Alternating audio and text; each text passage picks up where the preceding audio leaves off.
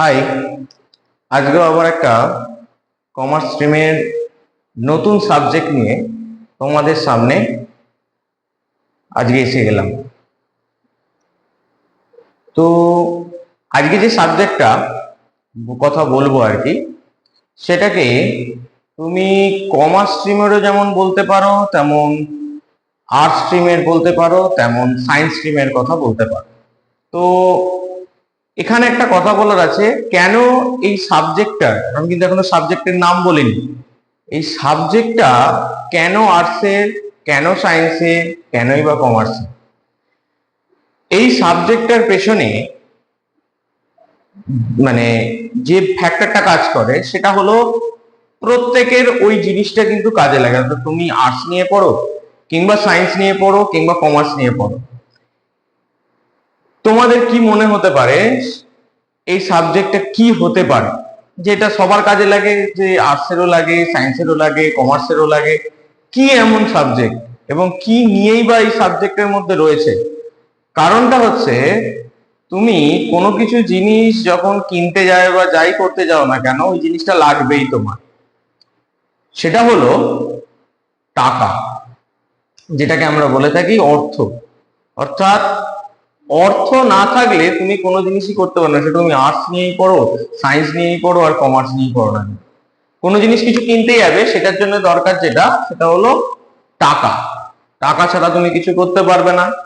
তো আজকের সাবজেক্টটার যে টপিক বা যে ব্যাপারটা নিয়ে আমি আলোচনা করব, যে সাবজেক্টটা নিয়ে, সেটা তোমরা যারা ক্লাস 11-এ পড়ছো ফার্স্ট সেমিস্টারে, তাদের জন্য ভেরি ভেরি ইম্পর্টেন্ট আজকের ডিসকাশনটা। তার কারণ, আগের দিন যখন আমি অ্যাকাউন্টসের ইন্ট্রোডাকশনেতে বলেছিলাম যে তোমাদের এমসিকিউ বেসড বিভিন্ন টাইপের এমসিকিউ হতে পারে, ঠিক সেম ইকোনমিক্সেরও কিন্তু সেম টাইপ অফ কোশ্চেন হবে। হলো নানা ধরনের টাইপ অফ এমসিকিউ।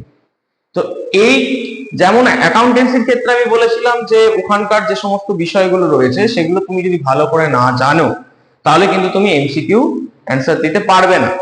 তো সেই কারণেই আমি এই যে সাবজেক্টটা, এই সাবজেক্টটার নাম হচ্ছে, বলবো আর কি, আমি এখনো বলছি না, তার কারণ হচ্ছে সাবজেক্টটার নাম বলার আগে আমাকে কিছু জিনিস বলতে হবে, তো সেই কারণে আমি বলছি না। তো এই সাবজেক্টটা ভেরি ভেরি ইম্পর্টেন্ট সব, কারণ তোমার এই শর্ট কোয়েশ্চেনের পেছনে যে মানে কি বলবো, যে তুমি যে শর্ট কোয়েশ্চেনটা করবে এই সাবজেক্টটার জন্য, তো সেই সমস্ত যে শর্ট কোয়েশ্চেনের অ্যান্সার দিতে গেলে তোমাকে এই সাবজেক্টের প্রতি কোন মানে ওই শুধুমাত্র বই পড়লে তুমি কিন্তু এই সাবজেক্টের অ্যান্সার তুমি করতে পারবে না। এই সাবজেক্টের অ্যান্সার তোমাকে দিতে গেলে তোমাকে ভালো করে লজিক জানতে হবে, তোমার নলেজ যেন ভালো থাকে, তবেই তুমি কিন্তু এই সাবজেক্টটার এমসিকিউ টাইপের কোশ্চেনে তুমি অ্যান্সার দিতে পারবে। এই সাবজেক্টটার পেছনে নাম কেন বলছি, তার কারণ হচ্ছে, আমি যে একটু আগে বললাম আর্টস কমার্স সায়েন্স তিনজনেরই লাগে, এবং সেটা টাকা অর্থ। তো তুমি চিন্তা করো, তুমি যখন কোনো জায়গায় টাকা খরচা করছো, তুমি তো কিছু নিয়ম রুলস মানে তুমি নিশ্চয়ই যথেচ্ছভাবে টাকাকে তুমি ছড়িয়ে ছিটিয়ে খরচা করছো না। তুমি একটা নীতি, তোমার একটা রুলস আছে, সেই মেনে তুমি কাজ করছো। তো সেইভাবে টাকাটাকে তুমি ব্যয় করছো আর কি, সেই নীতি মেনে। যেমন তুমি আজকে ভাবলে যে আমি আজকে, তোমার যদি পড়ার জিনিস নিয়ে বলি, আজকে আমি এই ক্যালকুলেটর কিনবো, আজকে 100 টাকা আমার কাছে আছে, আমি এটা দিয়ে খাতা কিনবো, বা এই আজকে 500 টাকা আছে, তাহলে আজকে, তার মানে কি, তুমি একটা নীতি ঠিক করছো যে আজকে আমি এটা করব, কালকে ওটা করব, কালকে পরশু ওটা করব, আমার কাছে যতটা টাকা রয়েছে। তার মানে তুমি কিছু একটা নীতি মেনে খরচা করছো। অর্থাৎ কি খরচা করছো, সেটা হলো অর্থের খরচা। অর্থের খরচা তুমি করছো, এটা মাথায় রাখো, তুমি একটা নীতি মেনে অর্থের খরচা করছো পার্ট বাই পার্ট। তাহলে আমি যদি নীতি আর অর্থ দুটোকে যোগ করি, তাহলে তুমি কি পাবে, সেটা হলো অর্থনীতি। অর্থাৎ আজকের যে সাবজেক্টের নাম, সেটা হলো ইকোনমিক্স, যার বাংলা নাম হচ্ছে অর্থনীতি। তো আজকে এই অর্থনীতির সাবজেক্টের বিষয়ে তোমাদের ইন্ট্রোডাকশন দেবো। আমি আবারও বলছি, আজকের টপিকটা ক্লাস 11 যারা ফার্স্ট সেমিস্টারে রয়েছে, বিশেষ করে সেটা কিন্তু তাদের জন্যই। আর যারা কলেজে ফার্স্ট ইয়ারের অর্থাৎ ফার্স্ট ইয়ারের ফার্স্ট সেমে যারা পড়ছো তাদের জন্য, যারা ইকোনমিক্স ছিল না আগে, অর্থাৎ যাদের ইকোনমিক্স ছিল না তাদের জন্য আজকের ইন্ট্রোডাকশন ক্লাসটাও কিন্তু ভেরি ভেরি ইম্পর্টেন্ট। কারণ আমি যেমন বললাম যে ক্লাস 11 ফার্স্ট সেমের তাদের এমসিকিউ টাইপ কোশ্চেনের জন্য তাদের নলেজ আর লজিকটা খুব দরকার, ঠিক সেম তোমাদের জন্য একটা কথা বলি, ইকোনমিক্স এর জন্য যে তোমাদের ব্রড অর্থাৎ যে সমস্ত type of descriptive type question আছে সেই টাইপ অফ কোশ্চেন লেখার জন্য কিন্তু তোমাদের ইকোনমিক্সের নলেজটা দরকার এবং লজিক দরকার। তাই ফার্স্ট যে আজকে আমি চ্যাপ্টারটা পড়াবো সেটা হলো, চ্যাপ্টারও বলতে পারো, যাই বলতে পারো না কেন, সেটা হলো ইকোনমিক্সের বেসিক কনসেপ্ট বা ইন্ট্রোডাকশন পার্ট। অর্থাৎ আজকের যে ইকোনমিক্স এর ইন্ট্রোডাকশন পার্টে আমি সমস্ত যে আলোচনাটা করব, ভালো করে তোমরা ভিডিওটা দেখবে, তাহলে তোমাদের কাছে কনসেপ্টটা অনেকটা ক্লিয়ার হয়ে যাবে। আমি যেটা প্রথমেই আলোচনা করতে আরম্ভ করেছিলাম যে একটা তোমাদের যে তুমি অর্থাৎ তোমার ফ্যামিলি, সেটা দাও, তোমার কাছে যে টাকাটা রয়েছে তুমি কিন্তু একটা নিয়ম নীতি মেনে খরচা করছো। তাহলে তুমি বুঝতে পারছো যে নিয়ম নীতি মেনে খরচা না করলে তোমার কাছে টাকা থাকবে না। অর্থাৎ তুমি ঠিক জায়গায় যদি ঠিকভাবে সেই টাকাটাকে খরচা না করো, তাহলে তোমার যথেচ্ছভাবে যদি টাকাটা খরচা করতে থাকো, তাহলে কিন্তু তোমার কাছে আজকে টাকা থাকবে না। তো সেই কারণে সেই বিষয়টা নিয়ে আজকে যদি আমরা পুরো বিষয় বস্তুটাকে নিয়ে আলোচনা করি, তাহলে ইকোনমিক্স এর ইন্ট্রোডাকশন পার্টের মধ্যে দিয়ে তোমাদের ইকোনমিক্স এর কনসেপশন ভালোভাবে তৈরি হয়ে যেতে পারে। প্রথমত বলি, ইকোনমিক্সের এই যে ধারণা বা কনসেপশন তোমরা কিন্তু আগেও পেয়েছো। কোথায়? বিভিন্ন ক্ষেত্রে পড়েছো যে অর্থনৈতিকভাবে এই যুক্ত, অর্থনৈতিকভাবে এই যুক্ত, অর্থনৈতিকভাবে এই হয়, অর্থনৈতিকভাবে সেই হয়, এরকম ভাবে নানা ধরনের কথা পড়েছো, কিন্তু অর্থনীতি সম্বন্ধে কিন্তু তোমাদের আইডিয়া ছিল না। অর্থনৈতিকভাবে তোমরা যেটা বলতে চেয়েছি সেটা হলো, তোমরা যেটা পড়েছো সেটা হলো কি না, সেটাই পড়েছো যেখানে তোমাকে বলেছে যে অর্থনৈতিকভাবে যেখানে যারা পিছিয়ে রয়েছে তাদেরকে এগিয়ে নিয়ে যেতে হবে, বা বিভিন্ন ক্ষেত্রে অর্থের কথাটা উঠেছে। তো অর্থনৈতিক আর অর্থনীতির মধ্যে একটু আলাদা বিষয়বস্তু। কিরকম বলতো? ধরো তোমার কাছে 100 টাকা দেয়া রয়েছে, তুমি কি বললে আজকে 100 টাকা দিয়ে আমি খাতা কিনবো, পেন কিনবো আর কিছু খাবো। তো তাহলে তুমি একটা নীতি তৈরি করলে। এবার তুমি ধরো ওই 3টে কাজই কি করলে না, তুমি গেলে যে আমাকে একটা দোকানে গেলাম, দোকানে গিয়ে বললাম একটা খাতা দাও তো, একটা পেন দাও তো, আর খাবার দোকানে গিয়ে যখন এই কাজটা হয়ে গেল না, তখনই কিন্তু আসলে ঘটনাটা ঘটে গেল। কি হলো? তুমি নীতি ঠিক করেছিলে, অর্থাৎ সেটা হলো অর্থনীতি বা ইকোনমিক্স, আর তুমি যখন ইমপ্লিমেন্ট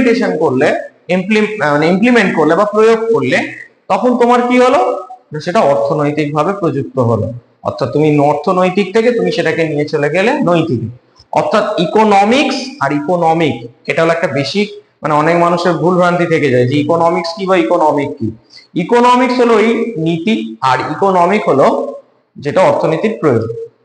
তাহলে আজকে যে জিনিসটা তুমি বুঝতে পারলে যে অর্থনীতি আর অর্থনৈতিকের আলাদা আলাদা যে তাদের মিনিং, সেটা তুমি ধরতে পারলে।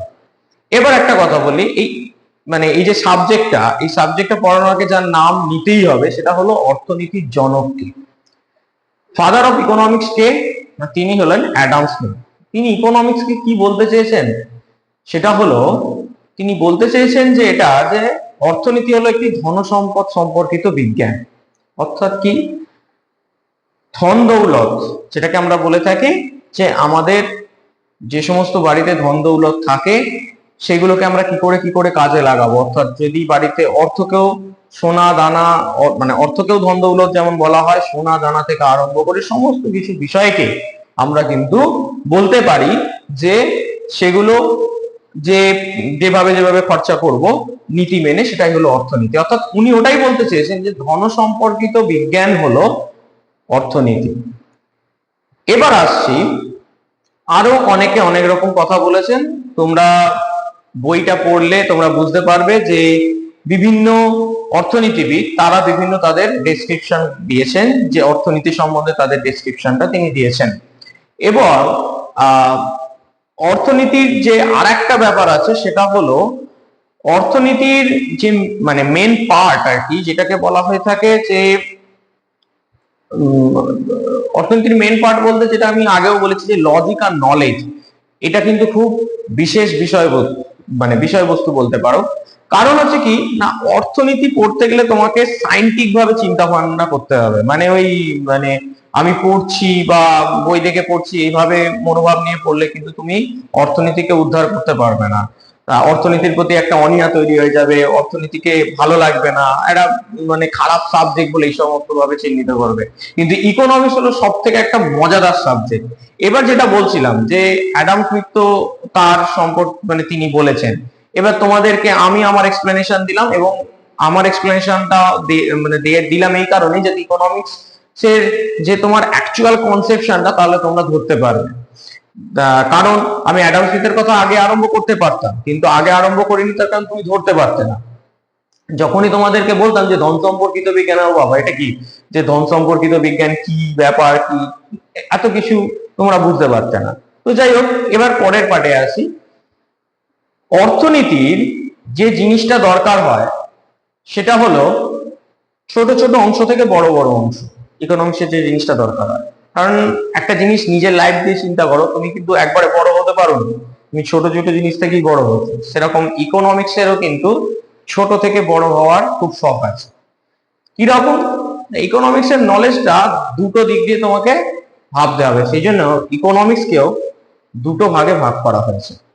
কি কি? এক নম্বর হচ্ছে ব্যষ্টিগত অর্থনীতি, যেটাকে বলা হয় মাইক্রো ইকোনমিক্স। এবার আমি তোমাদেরকে দুটো ভাগ তোমাদেরকে বলছি অর্থনীতি, তোমরা দেখতে পারো। সেটা হলো, একটা হলো মাইক্রো ইকোনমিক্স, এটা হলো মাইক্রো ইকোনমিক্স, 2 নম্বর হলো ম্যাক্রো ইকোনমিক্স। এই হচ্ছে ব্যাপার, তোমরা বলতে পারো। আমি তোমাদের ব্লকেতেই লেখাটা করে দিচ্ছি। তাহলে মাইক্রো আর এটা হলো ম্যাক্রো, অর্থাৎ একটাকে বলা হচ্ছে ব্যষ্টিগত অর্থনীতি আর একটাকে বলা হচ্ছে সমষ্টিগত অর্থনীতি। এবার হঠাৎ করে এই দুটো আবার কোথা থেকে এসে গেল? এখন এই দুটো কোথা থেকে আসেনি, আমি আগেই বললাম যে আমরা এমন ছোট ছোট থেকে বড় হয়েছি, সেরকম ইকোনমিক্সও ছোট ছোট থেকেই বড় জায়গায় যাবে। কারণ তারও কিন্তু একটা লজিক আছে। তার কারণটা কি? তোমার নিজের রিয়েল লাইফ দিয়ে চিন্তা করো, যে তুমি 1 এ একটা পড়েছো, 2 এ একটা পড়েছো, 3 তে একটা পড়েছো, 4 এ একটা পড়েছো, 5 এ একটা পড়েছো। তাহলে এরকম ধাপে ধাপে যখন উঠেছো, তাহলে ফার্স্ট, সেকেন্ড, থার্ড এর যে সমস্ত বিষয়বস্তুগুলো আছে তোমার ক্লাসের 1, 2, 3 তে, সেগুলো ওই 5 এ একটা বড় আকার ধারণ করেছে। ঠিক ইকোনমিক্স এর পার্টেতেও কিন্তু সেম জিনিসটা আছে। আমি প্রথম যে আজকে জিনিসটা বলবো সেটা হলো মাইক্রো ইকোনমিক্স সম্বন্ধে, অর্থাৎ ব্যষ্টিগত অর্থনীতি। মাইক্রো ইকোনমিক্স কি? মাইক্রো ইকোনমিক্স বলতে ছোট ছোট, ইকোনমিক্সের একদম সূক্ষ্ম সূক্ষ্ম, মাইক্রো বলতে সূক্ষ্ম বোঝায়, ক্ষুদ্র নয়, কিন্তু সূক্ষ্ম সূক্ষ্ম যে অংশগুলো, সেগুলো নিয়ে আলোচনা করা হলো মাইক্রো ইকোনমিক্সের একটা পার্ট। এবার মাইক্রো ইকোনমিক্স এর মধ্যে যে পার্ট গুলো আসছে, সেটা হলো প্রথম যে জিনিসটা দরকার সূক্ষ্ম পাঠের মধ্যে, সেটা হলো সম্পদ। আমি যখন কাকে বলাটা বলেছিলাম, যে অ্যাডাম স্মিথ যেটা বলেছেন যে ধন সম্পদ সম্পর্কিত বিজ্ঞান, অর্থাৎ ওখানে একটা সম্পদ কথাটা উল্লেখ ছিল। সম্পদ মানে কি? সম্পদ মানে অর্থনীতি শাস্ত্রে সম্পদ বলতে যেটাকে বোঝাচ্ছে, প্রত্যেক মানুষের কাছে যে সমস্ত সম্পদ রয়েছে, অর্থাৎ টাকা থেকে আরম্ভ করে ফল, অর্থাৎ সোনা, হিরে, সমস্ত কিছু, এটা হলো প্রত্যেক মানুষের ছোট ছোট অংশ। এবার যদি আমি একটু বড়র দিকে যাই, অর্থাৎ আমি যদি আমার ইন্ডিয়া বেসিসে দেখি, তাহলে আমাদের দেশের সম্পদ কি রয়েছে? আমাদের দেশের সম্পদের মধ্যে রয়েছে হচ্ছে কয়লা আর অন্যান্য। আমি যেমন জাস্ট এক্সাম্পল দিলাম, যে ধরো একটা কয়লা, কয়লা তোমার কাছে কিন্তু একটা সম্পদ। কারণ এই সম্পদ কিন্তু ফুরিয়ে গেলে তুমি কিন্তু কোনোদিনই আর কিছু করে উঠতে পারবে না, অর্থাৎ তুমি ইলেকট্রিক পাবে না। তাহলে এই সম্পদটাকে তোমাকে বাঁচিয়ে রেখেই কিন্তু চলতে হবে। একটা জিনিস মাথায় রাখবে, যে সম্পদকে নিয়ে অর্থনীতির আলোচনা, কারণ অর্থনীতি জানে আমার কাছে সম্পদ কিন্তু বেশি নেই, সেই সম্পদটাকে কাজে লাগিয়ে আমি কি করে অর্থ উপার্জন করতে পারবো এবং সেই মানে সম্পদটাকে ঠিকভাবে কাজে লাগিয়ে আমি কিভাবে অর্থটা উপার্জন করতে পারবো। অর্থাৎ আমি যদি তোমাদের বলি যে এই ছোট অংশ, যেটা সূক্ষ্ম অংশ, এই সম্পদ একদিন তোমায় বড় আকার ধারণ করতে পারে। যেমন এক্সাম্পল দিচ্ছি, আজকে তুমি যে বড় হচ্ছ, তোমার পেছনে তোমার বাবা বা কিংবা মা তোমার পেছনে খরচা করছে, তাহলে এই যে অর্থটা খরচা করছে বা সেই যে সম্পদটা, তাদের যে কষ্টার্জিত সম্পদ, সেটা তোমাদের পেছনে যেটা লাগাচ্ছে আর কি, সেটাই কিন্তু আজকে তুমি বড় হয়ে যে জিনিসটা করবে, একটা চাকরি পাবে এবং সেই চাকরিটা পেয়ে তুমি তোমার নিজের জীবিকা অর্জন করতে পারবে এবং তোমার জীবনযাত্রাকে পাল্টাতে পারবে। তার মানে কি, বাবা মা যে জিনিসটা করছে সেটা হলো তোমার ওনাদের যে সম্পদ তোমার পেছনে কাজে লাগিয়ে তিনি তাকে আরো বাড়ানোর চেষ্টা করছেন। কিভাবে? না, ওই যে বললাম, তোমার পেছনে সম্পদকে কাজে লাগাচ্ছে এবং তাদের যে আশা ভরসা যে তুমি একদিন বড় হয়ে সেই সম্পদ কাজে লাগিয়ে তুমি মানুষের মতন মানুষ হবে, একটা জায়গায় গিয়ে তুমি কর্মসংস্থান নিজের করতে পারবে। তো ঠিক সেম আমি যদি একটু ইন্ডিয়া বেসিসে যাই, তাহলে দেখতে পাবো যে আমাদের দেশের যে সরকার, তারাও চাইছেন যে কিভাবে এই অর্থনীতির মাধ্যম দিয়ে সম্পদকে কাজে লাগিয়ে তারা উপার্জন করতে চায়। তাহলে একটা টপিক বললাম, ছোট্ট জিনিস বললাম, সম্পদ। এবার খুব ইন্টারেস্টিং একটা জিনিস, সেটা হলো, তাহলে আমাদের মধ্যে যে জিনিসটা বললাম যে সম্পদ, ঠিক সেম আর একটা যে জিনিস ছিল সেটা হলো ডিমান্ড, অর্থাৎ চাহিদা। এবার একটা জিনিস বলো, এই চাহিদা যোগান একটু পরে, ইন্ট্রোডাকশনের পার্টের মধ্যে কিন্তু এই চাহিদা যোগানের ব্যাপারটা নেই, তার আগে অনেক কিছু জিনিস আছে। তাহলে আমি জাস্ট একটা বললাম যে মাইক্রো ইকোনমিক্সকে নিয়ে আলোচনা করাটা হলো এই ইকোনমিক্স বা এই ক্লাস 11 বা কলেজের ফার্স্ট সেমিস্টারের, ক্লাস 11 ফার্স্ট সেমিস্টার আর কলেজের ফার্স্ট সেমিস্টারের পার্টের মধ্যে রয়েছে। এবার আমি যে নেক্সট আলোচনাটায় যাচ্ছি সেটা হলো অর্থনীতির কয়েকটা সমস্যা রয়েছে, সেই সমস্যাগুলো কি কি। অর্থনীতির বললাম সমস্যা রয়েছে, মেন 3টে সমস্যা রয়েছে, কি কি সেই আলোচনাটায় আমি যাই। এবার যেটা বলছিলাম যে তোমাদের সাথে আলোচনার পরিপ্রেক্ষিতে যে কি কি উৎপাদন করতে হবে, তোমাদেরকে যেটা বলছিলাম যে অর্থনীতির যে 3টে মৌলিক সমস্যা রয়েছে সেগুলো কি কি। ফার্স্ট যে সমস্যাটা সেটা হলো, অর্থনীতি প্রশ্ন ছুটছে যে কি পরিমাণে কি কি দ্রব্য উৎপাদন করতে হবে, এটা হলো একটা সমস্যা। 2 নম্বর, কি উপায় বা কিভাবে সেটা উৎপাদন করতে হবে। আর 3 নম্বর, সেটা হলো কাদের জন্য উৎপাদন করতে হবে। তাহলে এবার একটা কথা বলো, অর্থনীতি যখন প্রশ্নটা ছুটছে তখন তুমি কি উত্তর দেবে? কি পরিমাণে কি কি দ্রব্য উৎপাদন করতে হবে, কি পরিমাণে দ্রব্য উৎপাদন করবে আর কি কি দ্রব্য উৎপাদন করবে সেটা তো বাজারের উপর নির্ভর করবে। বাজারটা কাদের উপর নির্ভর করে? দেশের মানুষের উপর। দেশের মানুষ যেটা চাইবে তার উপর। কার জন্য উৎপাদন করতে হবে, তুমি তার প্রশ্নের অ্যান্সারটা তুমি নিজেই দিয়ে দিলে, কার জন্য? না, আমাদের জন্য, অর্থাৎ মানুষের জন্য। আর কিভাবে দ্রব্য উৎপাদন করতে হবে, যারা দ্রব্যটা তৈরি করছে তারা তার অ্যান্সারটা দেবে।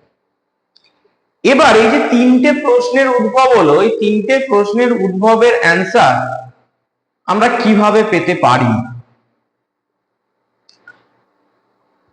এই যে অ্যান্সার যেটা পাবো না এই 3টে কোশ্চেনে, এই 3টে কোশ্চেনের যে অ্যান্সার সেটা আমাদের অর্থনীতির অর্থ ব্যবস্থা 3টে রয়েছে, তিনটে অর্থ ব্যবস্থা তিন ভাবে তারা উত্তর দেয়, এবং সেটাও মার্কেট বেসিসে।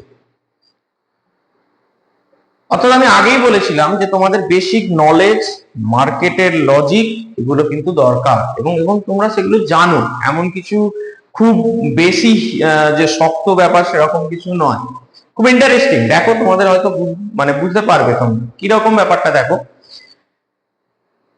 তিনটে অর্থ ব্যবস্থা কি কি? একটা ধনতান্ত্রিক, একটা সমাজতান্ত্রিক, একটা মিশ্র। ধনতান্ত্রিক অর্থ ব্যবস্থার যে কথাটা আমরা বলবো সেটা হচ্ছে, ধনতান্ত্রিক অর্থ ব্যবস্থার বিষয়টা কি, ধনতান্ত্রিক অর্থ ব্যবস্থাটাই কি। ধনতান্ত্রিক ব্যবস্থার বা ধনতান্ত্রিক অর্থ ব্যবস্থার ইংলিশ হচ্ছে ক্যাপিটালিস্টিক ইকোনমি। ক্যাপিটালিস্টিক ইকোনমি কি না, যেখানে মার্কেটই শেষ কথা বলে। অর্থাৎ মার্কেট কিভাবে শেষ কথা বলবে না, মার্কেটে যে দ্রব্যগুলো আসে, কাদের জন্যই বা আসে, কিভাবে আসছে, সমস্ত কিছুটাই কিন্তু মার্কেট ঠিক করে। অর্থাৎ প্রাইভেট মানে পার্সনরা তারা ঠিক করে। সেখানে কিন্তু কোনোভাবে দেশের কোনো সরকার সেভাবে হস্তক্ষেপ করে না। অর্থাৎ ক্যাপিটালিস্টিক ইকোনমির যারা মেন স্তম্ভ তারা হলো যারা প্রাইভেট কোম্পানি রয়েছে, অর্থাৎ মার্কেট, তারা ঠিক করে থাকে। তার কারণটা কি? ধনতান্ত্রিক অর্থ ব্যবস্থা এই কারণেই বলা হচ্ছে, সেই কান্ট্রির মধ্যে প্রাইভেটাইজেশনের গুরুত্ব সব থেকে বেশি, এবং সেখানেতে প্রত্যেকের হাতে প্রচুর অর্থ রয়েছে।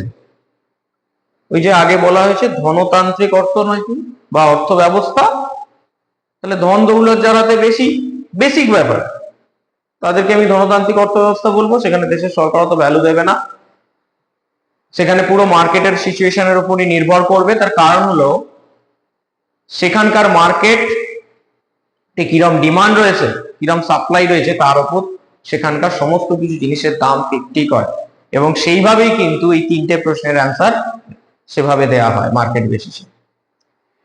এবার আসছে সমাজতান্ত্রিক অর্থ ব্যবস্থা। সেটা কি না, সোশ্যালিস্টিক ইকোনমি। তো সোশ্যালিস্টিক ইকোনমিটা কি না, সেটা হলো পুরোটাই সমাজ ব্যবস্থা। তাহলে সমাজ মানেই হলো এখানে কে আসবে না, দেশের সরকার। মেন যে তিনটে প্রশ্নের কথা বলেছিলাম, এই তিনটে প্রশ্নের অ্যান্সার কিন্তু এবার দেশের সরকার দিবে, সেটা তার অর্থনীতির মধ্যে দিয়ে। কারণ তার জন্য দেশের সরকার একটা সেন্ট্রাল প্ল্যানিং কমিশন তারা তৈরি করেছে। তারা সেইভাবে মার্কেটের ওপর নজর রেখে তারা সেভাবে দাম তৈরি করে।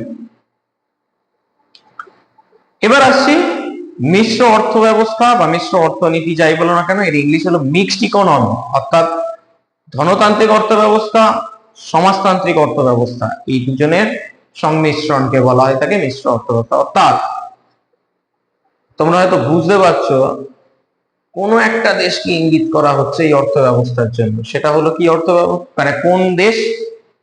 সেটা হলো আমাদের ভারত, অর্থাৎ ইন্ডিয়া।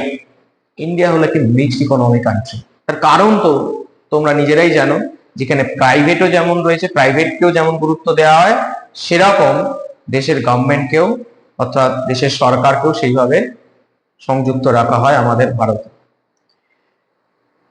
দেখবে কখনো কোনো জিনিসের দাম যখন হঠাৎ করে বাড়া কমা করে, মানে বেড়ে যায়, কমার তো বাদ দাও, যখন বেড়ে যায় তখন দেখবে দেশের সরকার কিন্তু হস্তক্ষেপ করে।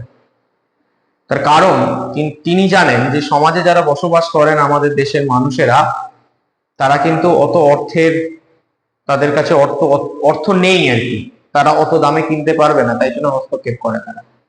এটা যদি ধনতান্ত্রিক অর্থ ব্যবস্থার ক্ষেত্রে হতো তাহলে কিন্তু সেখানে কোনো দেশের সরকার যেত না। সেখানে মানুষের হাতে প্রচুর অর্থ আছে, তারা জানে এবং সেটা অ্যাফোর্ড করতে পারবে।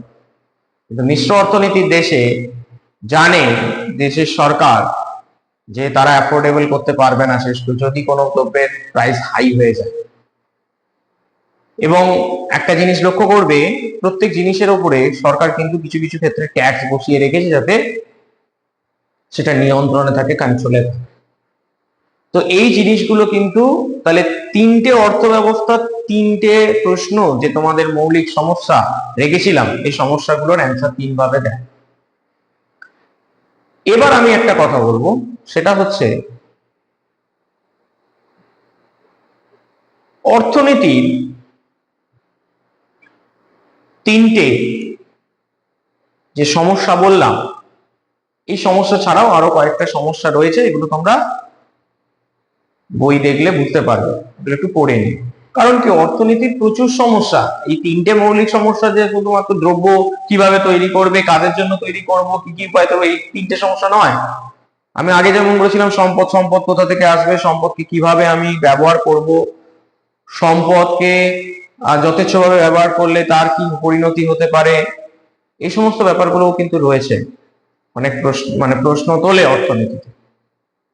তো যাই হোক, এবার আমি যে টপিকটাতে আসবো সেটা হলো অর্থনীতির কে চালনা করার জন্য। যেমন ধরো কোনো একটা দ্রব্য তৈরি করতে গেলে র মেটেরিয়ালস লাগে, উপাদান লাগে, তাহলে অর্থনীতিকেও তো তার একটা স্তম্ভ আছে। যেমন একটা বাড়ি তৈরি করতে গেলে তো ইট, বালি, সিমেন্ট, পাথর লাগে, তাহলে এগুলো কি উপাদান? তাহলে অর্থনীতির তো একটা কিছু থাকবে, অর্থনীতি তার কারা গড়বে, তাহলে র মেটেরিয়ালস আছে অর্থনীতির। তাহলে অর্থনীতির র মেটেরিয়ালসটা কি সেটা তোমাদেরকে একটু বলবো। সেটা হচ্ছে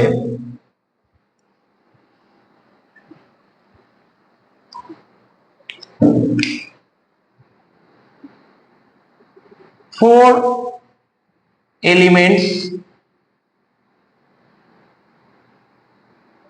means or raw materials রয়েছে। কি বললাম? 4 এলিমেন্টস অর র মেটেরিয়াল রয়েছে, অর্থাৎ ইকোনমিক্সের 4টে উপাদান। কি কি বলছি? 1 নম্বর ল্যান্ড। তোমরা বুঝতে পারবে না, আমি একটু ব্লক লেটারে লিখে দিচ্ছি। একটা হলো ল্যান্ড, অর্থাৎ বাংলায় বলা হয় জমি। এটা হলো ইকোনমিক্সের একটা র মেটেরিয়ালস। 2 নম্বর যে র মেটেরিয়ালস সেটা হলো কি? লেবার।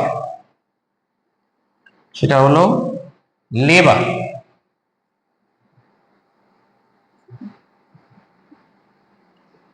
অর্থাৎ বাংলা হচ্ছে শ্রম, এর বাংলা হচ্ছে শ্রম, অর্থাৎ ল্যান্ড, লেবার দুটো পেলে। আরো দুটো রয়েছে, সে দুটো কি কি?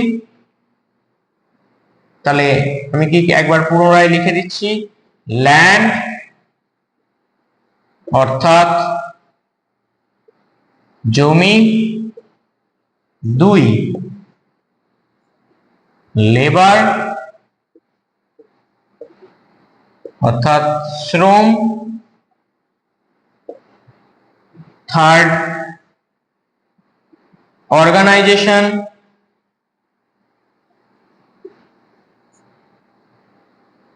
থার্ডটা তুমি অর্গানাইজেশন না করে, অর্গানাইজেশনটা কেন লাস্টে লিখছি আমি বলছি। অর্গানাইজেশন করাই যেত, ল্যান্ড, লেবার, ক্যাপিটাল করে দিচ্ছি। এর কারণ আমি এটা বলে দিচ্ছি, এটা কেন সাজিয়ে লেখাটা বেটার।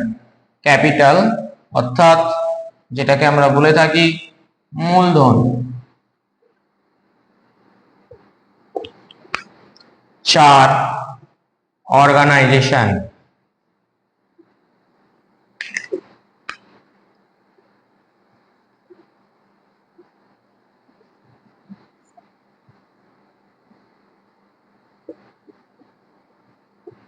অর্থাৎ বাংলায় বলা হয় সংগঠন। তাহলে কি কি পেলে? 4টে র materials, land, labour, capital, organisation. এবার একটা কথা বলি, অর্থনীতি তখনই গড়ে উঠতে পারবে তার যদি তার পরিসর অর্থাৎ জমি থাকে। একটা কারখানা যখন গড়ে ওঠে, তুমি চিন্তা করো, একটা কারখানা যখন গড়ে ওঠে, সেটা গড়ে ওঠে কোথায়? কারখানার মালিকের মাথায় নিশ্চয়ই নয়, সেটা কোনো একটা জমির ওপরে একটা বিল্ডিং স্থাপন করা হয়, সেটার ওপর গড়ে ওঠে। এখন বিল্ডিং কথাটা আমি পরে সাইডে রাখলাম। তাহলে ল্যান্ড দরকার। ল্যান্ডের পর যেটা দরকার সেটা হলো, আমি এখানে 2 নম্বরে কিন্তু লেবার লিখেছি, আমি যদি সাজিয়ে লিখি তাহলে কিন্তু আরেকটা জিনিস আসবে, ল্যান্ডের পরেই ক্যাপিটাল নিয়ে আসতে হবে। তার কারণটা কি জানো? তার কারণ হচ্ছে অর্থনীতির যে র ম্যাটেরিয়ালসটা দরকার পড়বে, ল্যান্ডের পরেই তার ক্যাপিটালটা দরকার পড়বে। এখন তুমি বলবে ক্যাপিটাল মানে যারা কমার্সের স্টুডেন্ট তাদের জন্য একটা ইন্টারেস্টিং ব্যাপার আছে। ক্যাপিটাল মানে, আমি আগের দিন একটা কথা বলেছিলাম তোমাদের অ্যাকাউন্টস এর ক্ষেত্রে, ক্যাপিটাল বলতে আমি তোমাদেরকে বলেছিলাম যে যে জিনিসটা আমরা প্রথমে নিয়ে আসি কারবারটা শুরু করার জন্য, সেটা সেই অর্থটাকে আমরা ক্যাপিটাল বলে থাকি। কিন্তু অর্থনীতি ঠিক তার অপোজিটটা।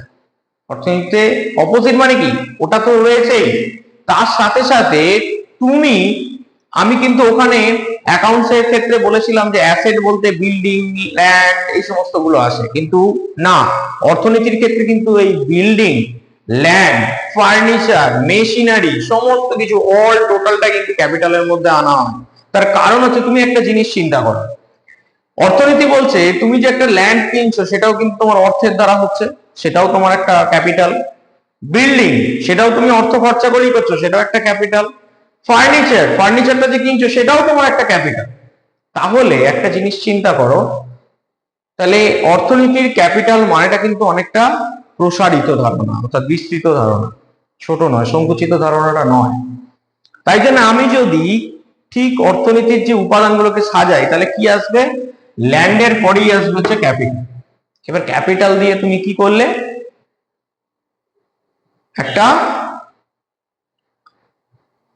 বাড়ি, তো মানে কারখানাটা গড়ে তোলার জন্য একটা ঘর তৈরি করলে বা একটা জায়গা তৈরি করে সেখানে তুমি কাজ আরম্ভ করবে। এবার কাজটা করবে কারা? কাজটা করবে তারা যারা কাজটা জানে, এবং কাজটা জানে কারা? না, লেবাররা, অর্থাৎ শ্রমিকরা। শ্রমিকরা কি দেবে? শ্রম দেবে। তাহলে শ্রমিক কিন্তু কথা নয়, শ্রমটা উপাদান। তার কারণ হলো, শ্রমিক যদি না কাজ করে, গিয়ে যদি বসে থাকে, তাহলে কিন্তু কোনো প্রোডাক্টিভিটিটা আসবে না। তার কোম্পানির তখনই প্রোডাক্টিভিটিটা আসবে যখন একটা লেবার তার শ্রমটা দেবে, দিয়ে তার কাজটা করবে। তাহলে এখানে লেবার মানে শ্রমটা হলো তোমার একটা, মানে ওয়ার্কার কিন্তু নয়, লেবার কিন্তু হলো এখানে কিন্তু র মেটেরিয়ালস। এরপরে যে জিনিসটা হবে, এই 3টে জিনিস নিয়ে একটা অর্গানাইজেশন তৈরি হবে, একটা সংগঠন তৈরি হবে, একটা নাম তৈরি হবে। এখানে এই যে 4টে উপাদান, এই 4টে উপাদান হলো ইকোনমিক্সের মেন স্তম্ভ। এই স্তম্ভ ছাড়া কিন্তু ইকোনমিক্স চলতে পারবে না। কারণ একটা দ্রব্য তৈরি করতে গেলেও যেমন তার উপাদান লাগে, ঠিক একটা ইকোনমিক্স কে নিয়ে আলোচনা করতে গেলে ওই 4টে উপাদানের মধ্যে দিয়েই কিন্তু তোমাদেরকে যেতে হবে। তো যাই হোক, এই যে জিনিসটা বললাম, তাহলে এই যে ল্যান্ড আর লেবারকে আমরা কি বলতে পারি? ল্যান্ড হলো একটা প্রাকৃতিক সম্পদ। তার কারণটা কি? ল্যান্ডকে কিন্তু আমরা তৈরি বা সৃষ্টি করিনি, ল্যান্ড কিন্তু অবিনশ্বর শক্তির দ্বারা গড়ে উঠেছে, মানে যাকে আমরা বিনষ্ট করতে পারবো না, মানে বিনষ্ট নয়, সরি টু সে, নষ্ট করতে পারবো না বা ধ্বংস করতে পারবো না। মানে যদি আমরা নষ্টর থেকেও, বিনষ্ট বা নষ্ট যাই বলো না কেন, সেগুলোকে ধরে ধ্বংস করা, এখন ধ্বংস করলে পৃথিবীটাই পুরো ধ্বংস হয়ে যাবে। তাহলে ল্যান্ড হলো একটা প্রাকৃতিক সম্পদ। লেবারটা তাহলে কি সম্পদ? লেবারটা হলো মানবিক সম্পদ। তার কারণ হচ্ছে একজন ওয়ার্কার তার লেবার দিচ্ছে, মানে সেটা মানুষের মন থেকে দিচ্ছে। অর্থাৎ মেন্টালিটি যদি শ্রম না দেয়, তাহলে সে কিন্তু কাজ করতে পারবে না। অর্থাৎ মেন্টালিটি, মানে মাইন্ড যদি না বলে যে তুমি কাজটা করো, এইভাবে এইভাবে কাজ করো, তাহলে কিন্তু সে কাজ করতো না। তাহলে সেটা হলো মানবিক সম্পদ। তাহলে ল্যান্ড হলো প্রাকৃতিক সম্পদ, আর লেবার হলো মানবিক সম্পদ। এই জিনিসগুলো একটু মাথায় রেখো, এগুলো শর্ট কোশ্চেনে আসতে পারে। আর জমির যে জায়গাটা রয়েছে, জমির কোনো কিন্তু উৎপাদন ব্যয় নেই, কারণ জমি একটা প্রাকৃতিক সম্পদ। তুমি তাকে প্রোডাক্ট করো, মানে প্রোডাকশন করোনি, তাহলে জমি তোমার কোনো প্রোডাক্ট নয়। জমিটা তোমার কোনোভাবেই প্রোডাক্ট নয়, সেটা র মেটেরিয়াল। সেটা আমি আবারও বলছি, র মেটেরিয়াল দিয়ে কিন্তু প্রোডাক্টটা তৈরি করতে সে সাহায্য করছে। তো তাহলে জমির কোনো উৎপাদন খরচা বা প্রোডাকশনের কোনো কস্ট নেই, কিন্তু লেবারকে তৈরি করতে গেলে তার কস্ট দরকার পড়বে, কস্ট হবে লেবারকে তৈরি করতে গেলে। তার কারণ তাকে কাজ শেখাতে হবে, ট্রেনিং দিতে হবে, সমস্ত কিছু দিয়ে তাকে প্রোডাক্টিভ করে তুলতে হবে। তো সেই জন্যে ল্যান্ডের পেছনে যেহেতু কোনো প্রোডাকশন কস্ট নেই, লেবারের এসে কিন্তু সেই মানে কস্টটা রয়েছে, প্রোডাকশন নয়, ট্রেনিং কস্ট বা যে সমস্ত ট্রেনিং দেওয়ার জন্য বা তাকে প্রশিক্ষিত করে তোলার জন্য যে সমস্ত কস্ট খরচা বা ব্যয় থাকে সেগুলো করতে হয় তাকে। তো এই সমস্ত জিনিসগুলো কিছু কিছু ক্ষেত্রে রয়েছে। তো যাই হোক, আজকে তোমাদেরকে এইটুকু বললাম যে ইকোনমিক্স যখন পড়বে তখন একটু মার্কেট নলেজ বা লজিক থাকলে তুমি কিন্তু ইকোনমিক্সটা তোমার কাছে খুব ইজি লাগবে। কারণ এমন কোনোভাবেই ইকোনমিক্স ব্যাপারটা কিন্তু কোনোভাবেই শক্ত নয়, এটা ভেবো না। আমি কিন্তু আবারও বলছি, এখনকার স্টুডেন্টদের ইকোনমিক্স এর প্রতি একটু অনীহা আছে, কারণ ইকোনমিক্সটা বুঝতে হঠাৎ করে পারে না। ইকোনমিক্সটা এমন একটা সাবজেক্ট যেটা হলো লজিক দরকার, কোনো মুখস্থ বিদ্যে দিয়ে হবে না। আমি আবারও বলছি, কোনোভাবে মুখস্থ বিদ্যে দিয়ে হবে না। যেমন আমি বললাম, ক্লাস 11 এর ফার্স্ট সেমিস্টারে যে সমস্ত এমসিকিউ বেস কোশ্চেন হবে সেগুলো কিন্তু তোমার ফুল লজিক্যাল বেসে কোশ্চেন হবে।